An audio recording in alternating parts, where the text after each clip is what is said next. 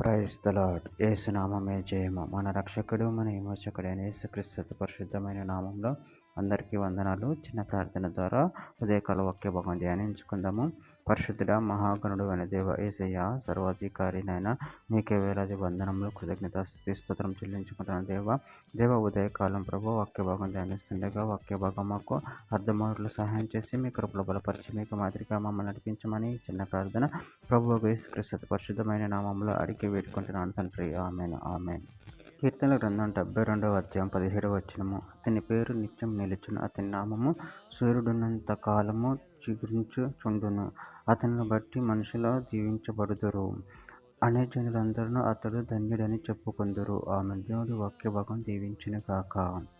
ప్రభు నుండి ప్రియులారా, ఇక్కడ వాక్య భాగాన్ని గమనించినట్లయితే అతని పేరు నిత్యం నిలిచును, అతని నామము సూర్యుడున్నంత కాలము చిగురించుచుండును. అతని బట్టి మనుషులు దీవింపబడుదురు. అన్యజనులందరూ అతడు ధన్యుడని చెప్పుకొందురు. అదేవిధంగా వాక్య భాగంలో గమనించినట్లయితే ఎఫెసీయులకు రాసిన పత్రిక 1వ అధ్యాయం 3వ వచనంలో మన ప్రభు యేసుక్రీస్తు యొక్క తండ్రి యొక్క దేవుడు స్తుతింపబడును గాక. ఆయన క్రీస్తునందు పరలోక విషయంలో ఆత్మ సంబంధమైన ప్రతి ఆశీర్వాదమును మనకు అనుగ్రహించును. ఇర్మీయా గ్రంథం 4వ అధ్యాయం 2వ వచనం. సత్యమును బట్టి న్యాయమును బట్టి నీతిని బట్టి యెహోవా జీవం తోడని ప్రమాణం చేసిన యెడల జనములు ఆయన యందు తమకు ఆశీర్వాదము కలుగుననుకొందురు, ఆయన యందే అతిశయపడుదురు. ఆదికాండం 28వ అధ్యాయం 14వ వచనం. నీ సంతానం భూమి మీద లెక్కకు ఇసుక రేణుల వలె అగును. నువ్వు పడమటి తట్టును, తూర్పు తట్టును, ఉత్తరపు తట్టును, దక్షిణపు తట్టును వ్యాపించుదువు. భూమి యొక్క వంశములన్నీ నీ మూలంగాను నీ సంతానం మూలంగాను ఆశీర్వదింపబడును.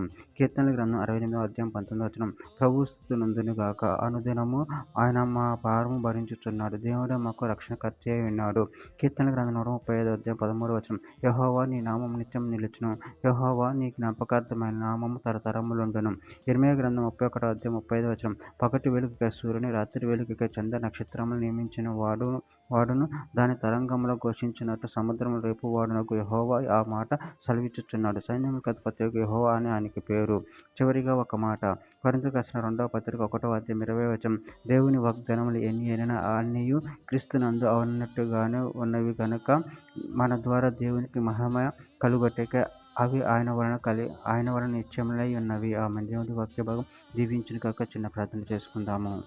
పరిశుద్ధుడ ప్రేమగల దేవేశాయని మీరు ఇచ్చిన వాక్యదానాన్ని బట్టి ప్రభావం కృతజ్ఞతలు చెల్లించుకుంటున్నదంటే సమస్తము నీ వలనే నిత్యములై ఉన్న ప్రభు అందరిని బట్టి ప్రభావం కృతజ్ఞతలు చెల్లించుకుంటూ మీ ప్రేమ కృప మమ్మల్ని నిరంతరం కాచి కాపాడి నీకు మహిమార్థమే మమ్మల్ని అడుకోమని చిన్న ప్రార్థన యేసుక్రీస్తు పరిశుద్ధమైన నామములో అడిగి వేడుకుంటున్నాను తండ్రి. Amen amen.